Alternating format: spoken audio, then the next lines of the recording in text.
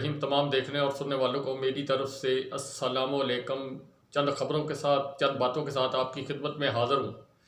84 साल पाकिस्तान की करारदाद पाकिस्तान को पेश हुए मिंटो पार्क के अंदर, जो इस वक्त जहाँ पर मीनार पाकिस्तान है, और वहाँ पर ये करारदाद आज से 84 साल पहले पेश हुई थी, जहाँ पाकिस्तान के बर्रे सगीर पाको हिंद के मुसलमानों ने ये फैसला किया था कि हम एक आज़ाद मुल्क हासिल करेंगे। अल्लामा इकबाल का ख्वाब था, कायद आज़म ने जद्दोजहद की, कायद आज़म के बहुत सारे साथी थे, कायद आज़म की बहन थी जिसने इसमें बढ़ चढ़ कर हिस्सा लिया। लेकिन इन 84 सालों के अंदर हमने क्या हासिल किया? कायद आज़म के 14 नुकात थे जिन पर क्या हमने अमल करने की कोशिश की। पाकिस्तान का नाम रखा इस्लामी जमहूरिया पाकिस्तान। क्या हमने इस्लाम और इस्लामी इक़दार को अपनाने की कोशिश की?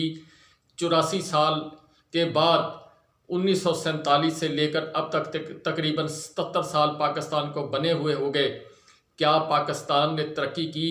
क्या हमने गोरे की ग़ुलामी से, पहले ईस्ट इंडिया कंपनी थी, अब इस वक्त ईस्ट अमेरिकन कंपनी जो है उसके तसल्लुत के अंदर हम मुकम्मल तौर पर आ चुके हैं। ये सब कुछ हुआ। आज परेड हुई, पाकिस्तान ने अपना मेहमान बुलाए, बैरून मुल्क से बड़े बड़े वफूद आए, सऊदी अरब के वज़ीर ख़ारजा आए, पूरा प्रोटोकॉल दिया गया और दीगर लोगों को बुलाया गया।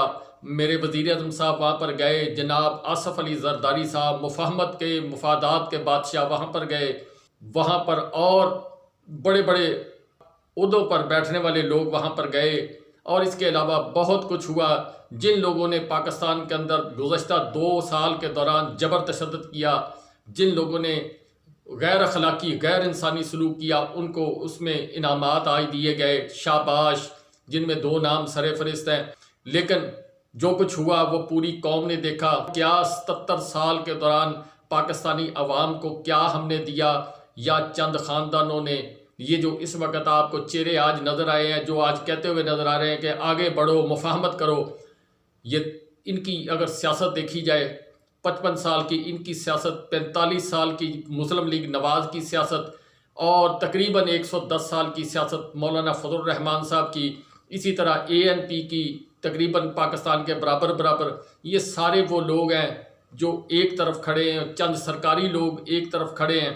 और पाकिस्तानी कौम ने जो 8 फरवरी को फैसला देकर ये बताया कि हम आपके साथ नहीं खड़े, हम पाकिस्तान के साथ खड़े हैं, और पाकिस्तान के साथ खड़े होने का अंजाम फातिमा जना गद्दार, लियाकत अली ख़ान शहीद, जुल्फ़िकार अली भुट्टो फांसी पर लटकाया गया, मोहतरमा बेनज़ीर भुट्टो उसको गद्दार भी कहा गया, सिक्योरिटी थ्रेट भी कहा गया, डॉक्टर कदीर ख़ान जिसका सियासत से कोई ताल्लुक नहीं था, उसके ऊपर 6 साल उसको नज़रबंद भी रखा गया, उस पर कैदो बंद की पाबंदियाँ भी आयद की गई। और उसके बाद फिर एक मर्द आहन आया जिसने पाकिस्तान के अंदर पाकिस्तानी कौम को शऊर देने की कोशिश की। उसका जो अंजाम इस वक्त आपके सामने, वो जेल के अंदर 31-32 साल की सज़ा, ये सब कुछ ये तो बहुत थोड़े लोग हैं, इसके अलावा बेशुमार लोग हैं जिन लोगों के साथ पाकिस्तान के अंदर यही सलूक हुआ, जिसने नाम लिया पाकिस्तान का, जिसने पाकिस्तान का बीड़ा उठाने की कोशिश की, पाकिस्तान को आगे की तरफ लेकर जाने की कोशिश की, वो लोग गद्दार ठहरे। और जो लोग मशकूक करदार के मालिक थे वो बरसर इक़्तिदार भी आए, मुफाद परस्त, वो निगरान हुकूमतों के दौरान आए और उन्होंने काम किया गैर मुल्की एजेंडे पर। बस इससे ज़्यादा मैं कुछ नहीं कहना चाहता। ये मेरी कौम के सोचने का लम्हा, पाकिस्तान के लिए सोचने का लम्हा। जो कुछ इस खित्ते के अंदर खेला जा रहा खेल, ये बहुत सोचने वाली बात है। जिस तरह रूस के अंदर का गुज़श्ता रात जो एक बड़ा दहशतगर्दी का हमला हुआ 20 साल के बाद, वहाँ पर ये सबसे बड़ा दहशतगर्दी का हमला हुआ, जिसमें अभी तक जो रिपोर्ट किया जा रहा है, जब मैं वीडियो कर रहा हूँ, 135 के करीब जो लोग हैं वो मारे जा चुके हैं। और इसके अलावा 178 यानी 179 के करीब या 178 के करीब लोग जो है वो ज़ख्मी हैं, और उनमें मज़ीद हलाकतों का खदशा है।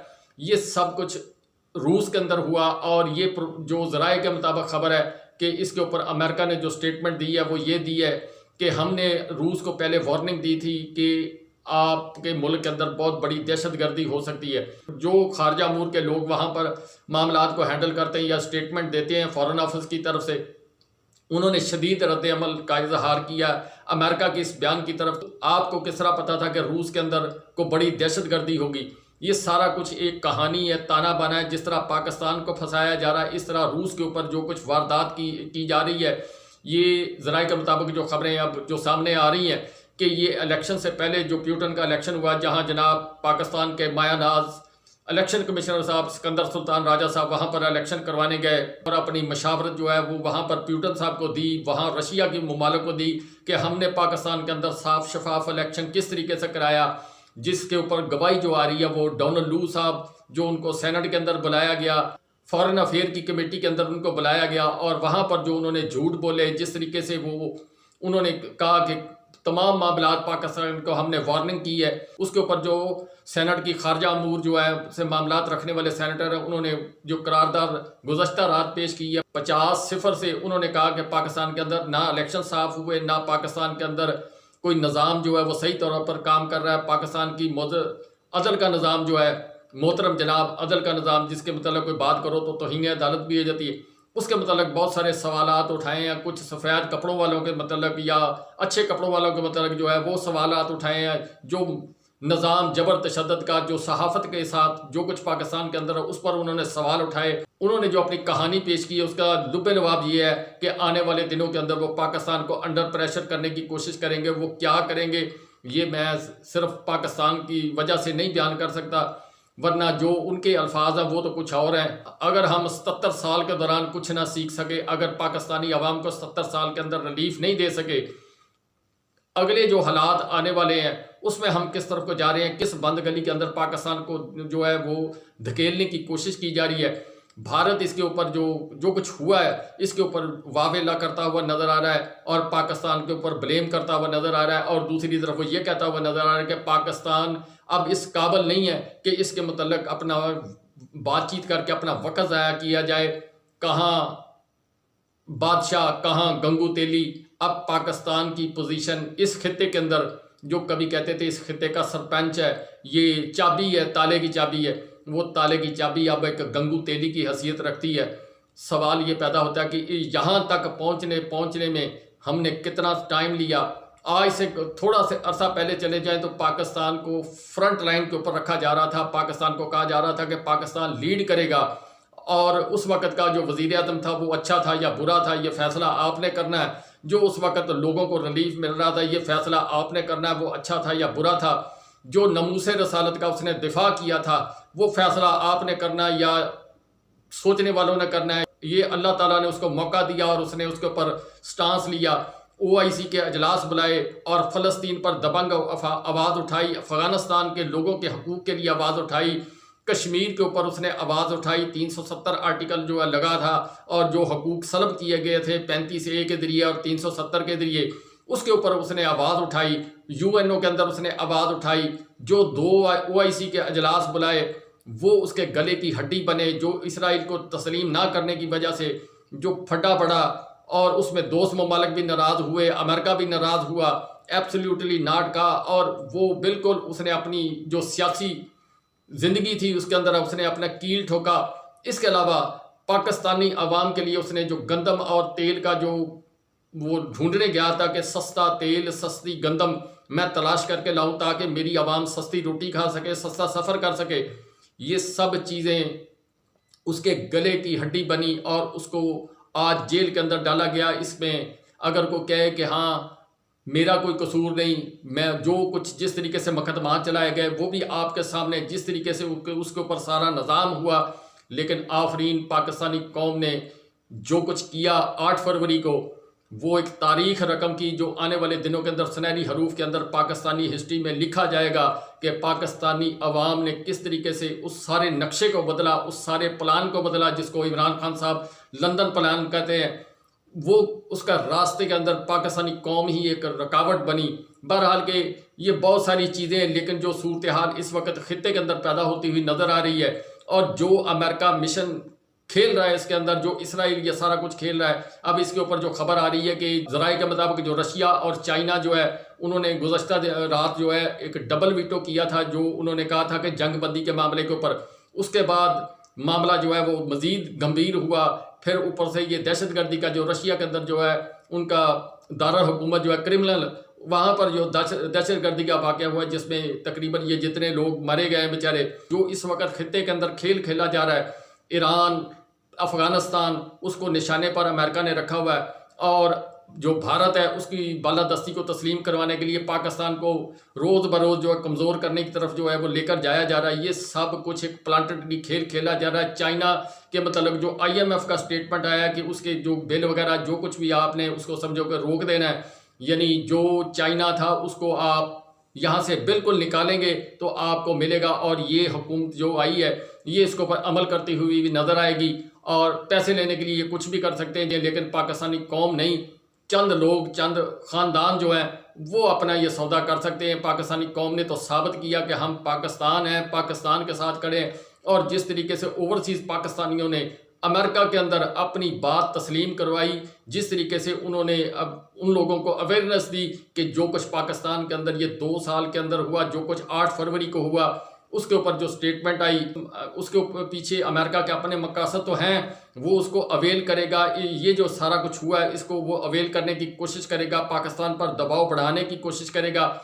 मगर बात सिर्फ इतनी है कि अब वो वक्त भी चेंज हो रहा है, वो लोग भी चेंज हो रहे हैं, पाकिस्तान भी चेंज हो रहा है। लेकिन अगर कोई समझे कि मैं हूँ तो वो मैं अब नहीं चलेगी। अब आवाज़ पाकिस्तान की सुननी पड़ेगी, पाकिस्तानी अवाम की सुननी पड़ेगी। और ये बदबू जो या ये स्मेल जो है ये अमेरिका और बरतानिया ने महसूस कर ली कि अगर इस खित्ते के अंदर रहना है तो फिर पाकिस्तानी अवाम के साथ जो है वो दोस्ती करनी पड़ेगी, जिसकी वजह से उन्होंने ये स्टेटमेंट दी है। बाकी उसके पीछे लामतनाही उनके मकासद हैं। जिस तरह अफगानिस्तान के अंदर वो रजीम चेंज करके दोबारा अशरफ गनी जैसी हुकूमत जो पपट हुकूमत है वो लाना चाहते हैं। अफगानिस्तान के बाद फिर वो ईरान उनके निशाने पर है, जो इसराइल की आंख में भी खटकता है। यमन वो अब नया स्टार बना है, जो इस वक्त इसराइल के गले की हड्डी बना हुआ है। लेकिन जो खून की होली खेल रहा है इसराइल फ़लस्तीन के अंदर, और तकरीबन 37,000 के करीब लोग जो हैं वो शहीद हो गए, जिसमें 20,000 के करीब बच्चे हैं। बाकी बूढ़े, मर्द, औरतें, ख़वातीन, 110 के करीब सहाफ़ी हैं जो वहाँ पर जो है वो मारे गए। 110-20 के करीब, यानी लगा लें कम बेश इतने वो लोग हैं जो रज़ाकारों की जो है टीमें वहाँ पर काम कर रही थी, जो फलाई काम कर रहे थे, जो लोगों को दवाइयाँ दे रहे थे। ये सब कुछ कर रहा है। 5 किलोमीटर लंबी वो पट्टी है और उसके ऊपर जो है वो अंधाधुंध बमबारी करके वो उसने उस जगह का नक्शा तब्दील कर दिया। अब वहाँ पर ये जो कल वाला हमला हुआ है जो दहशतगर्दी का रशिया के अंदर, ये एक बहुत बड़ा आने वाले वक्त के अंदर सवाल पैदा होगा। ये बहुत बड़ा जो है खेल चलेगा। प्यूटन जो है उसने एक छोटा सा स्टेटमेंट दिया कि ये जो हरकत हुई है इन लोगों को मैं माफ़ नहीं करूँगा। वो उनके पास ये सलाहियत है कि वो ढूंढ लेंगे कि किसने किया, उनका खाका जारी कर दिया गया। मगर चाइना ने हाई अलर्ट कर दिया, अपनी तमाम फ़ौजों को, अपने सिक्योरिटी इदारों को हाई अलर्ट कर दिया समंदर के अंदर, अपने मुल्क के अंदर। इसी तरह शुमाली कोरिया ने भी कुछ एक मिसाइल का तजर्बा कर दिया फौरी तौर पर। और इसी तरह जो ईरान, यमन, वो भी एक्टिव हो गए। अब ये खेल क्या तीसरी आलमी जंग की तरफ जा रहा है, जो प्यूटन ने इशारा किया कि अगर आप इन चीज़ों से बाज ना आए तो फिर मेरा भी जवाब आएगा। और यह जवाब जब आएगा तो फिर इसराइल जो है वो भी मुतासर होगा, अमेरिका भी मुतासर होगा। जो सारा यह खित्ता जो है ये पूरा वस्ती एशिया जिसको बोलते हैं, जिसमें आने वाले दिनों के अंदर सोचा जा रहा था कि एक नया ब्लॉक बनेगा, उस ब्लॉक को तबाह करना, उस खित्ते को तबाह करना, और यहाँ पर उभरती हुई चाइना की जो सुपर पावर बनने का ख्वाब देख रही थी उसको तबाह करके भारत को यहाँ का एक बड़ा स्टेक होल्डर बनाना, ये सारी चीज़ें आने वाले दिनों के अंदर एक बड़ी जंग की तरफ जाती हुई नज़र आ रही है। एक बड़ा खेल नज़र आ रहा है। क्या इसका अंजाम होगा? क्या हम क़यामत की तरफ जा रहे हैं? क्या हम तबाही की तरफ जा रहे हैं? जो कुछ पाकिस्तान के अंदर हो रहा है, जो पाकिस्तान के बाहर हो रहा है, बहरहाल की बात फिर लंबी हो जानी है। पाकिस्तान इस वक्त उस पोजीशन पर आ गया कि जिस तरह एक आदमी बंद गली के अंदर चला जाए और उसको रास्ता ना मिले, पाकिस्तान वहाँ पर खड़ा है। अब सोचना पाकिस्तान के उन लोगों का काम है जिन लोगों के पास सब कुछ है, लेकिन अवाम और पाकिस्तान के वो अदारे जब तक ये फैसला नहीं करेंगे कि अगर पाकिस्तान की हिस्ट्री को रीविज़िट नहीं किया जाएगा, 85 से लेकर जब से ये 3 ख़ानदान बरसर इक़्तिदार आना शुरू हुए हैं, उस वक़्त से लेकर आज के दिन तक अदारे तबाह किए गए, पाकिस्तान तबाह किया गया, पाकिस्तान के अंदर हर चीज़ मिलियामेट कर दी गई, इनकी इमारतें बुलंद होती गई डॉलरों के साथ। पाकिस्तानी इस वक्त भूख और अफलास में घिरता हुआ, मज़ीद मट्टी धूल उसके अंदर अपने आप को लपेटता हुआ, गुर्बत की चक्की के अंदर पिसता हुआ और अपने बच्चों का पेट काटता हुआ, खुद मशक्क़त करता हुआ पाकिस्तानी नज़र आ रहा है। और पाकिस्तान कहाँ और किस सिमत जा रहा है, ये एक बड़ा सवाल है। अब किसी न किसी को स्टैंड लेना पड़ेगा, किसी अदारे को इस बात पे सोचना पड़ेगा कि नौकरी, मुफादात, ज़ाती मुफादात, अपने बच्चों के मुफादात को मद्देनज़र नहीं रखना पड़ेगा। पाकिस्तान के मुफादात को अगर हम मद्देनज़र रखेंगे, पाकिस्तानी कौम के मुफादात को मद्देनज़र रखेंगे तो आगे मुल्क चलेगा। वरना जो कुछ नज़र आ रहा है, वो जो इमरान खान साहब ने आज भी कहा है, आज 23 मार्च के हवाले से उन्होंने पैगाम दिया, पाकिस्तानी अदारों के साथ यकजहती का उन्होंने अहद किया, पाकिस्तानी कौम के साथ यकजहती का अहद किया। इसके अलावा उन्होंने कहा कि अगर ना समझे तो फिर पाकिस्तान के हाथ से गेम निकल जाएगी, फिर शायद हम इतनी दूर चले जाएं कि उसकी रिकवरी भी मुमकिन ना हो। जो हालात इस वक्त नज़र आ रहे हैं, ये 5-6 महीने का वावेला जो नज़र आ रहा है, वो इसीलिए नज़र आ रहा है कि इनको भी नज़र आ रहा है कि पाकिस्तान के हालात क्या हैं, आगे इन्वेस्टर नहीं मिलना, कुछ नहीं मिलना। जब दुकान ही बंद हो जाएगी फिर कारोबार कैसा चलेगा, कौन चलाएगा। बाकी दूसरी तरफ ये पाकिस्तान तहरीक इंसाफ की सीटें छीनते हुए नज़र आ रहे हैं। जो प्लान मुझे नज़र आ रहा है वो ये नज़र आ रहा है कि पाकिस्तान तहरीक इंसाफ के तमाम जितने MP MNA हैं उनको एक एक करके जो है वो डी-सीट कर दिया जाएगा, उनकी वोटों की गिनती की दरख्वास्तें जाती जाएंगी। पाकिस्तान तहरीक इंसाफ को जिस तरह वो कहते थे कि 20-30 सीटों पर ले आएंगे, वो 20-30 सीटों पर लाकर जो है उनको ख़त्म कर दिया जाएगा। फिर जिस तरह पहले PDM 1 के दौर के अंदर पाकिस्तान तहरीक इंसाफ असम्बलियों से बाहर थी, अब फिर 20-15 लोग होंगे, वो क्या कर सकेंगे, शोर करेंगे तो उनको मार पीट कर ठंडा कर दिया जाएगा। ये मुझे सूरत हाल नज़र आ रही है। यानी रस्सी जल गई पर बल ना गया। पाकिस्तान को 130 अरब रुपए का नुकसान हुआ 2 साल के दौरान।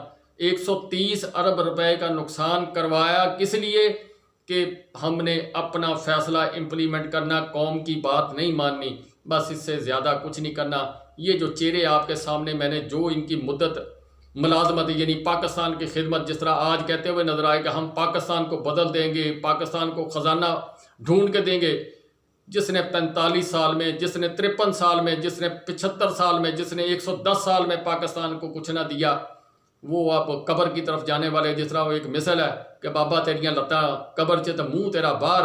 अब इनके मुंह बाहर रह गए, बाकी हर चीज़ इनकी कब्र के अंदर चली गई है। ये क्या पाकिस्तान की खिदमत करेंगे? ये तो अपने बच्चों की अब खिदमत नहीं कर सकते। बाकी जो कुछ इनके साथ अल्लाह ने आगे करना है, जिस तरह की ये खून की होली जो यहाँ पर खेली गई है, इसका जवाब इन सब लोगों को देना पड़ेगा। वो मेरा हिसाब मेरे साथ, आपका साथ आपके साथ, इन लोगों का अपने इनके साथ, लेकिन पाकिस्तान का हिसाब आखिर इन लोगों को देना पड़ना।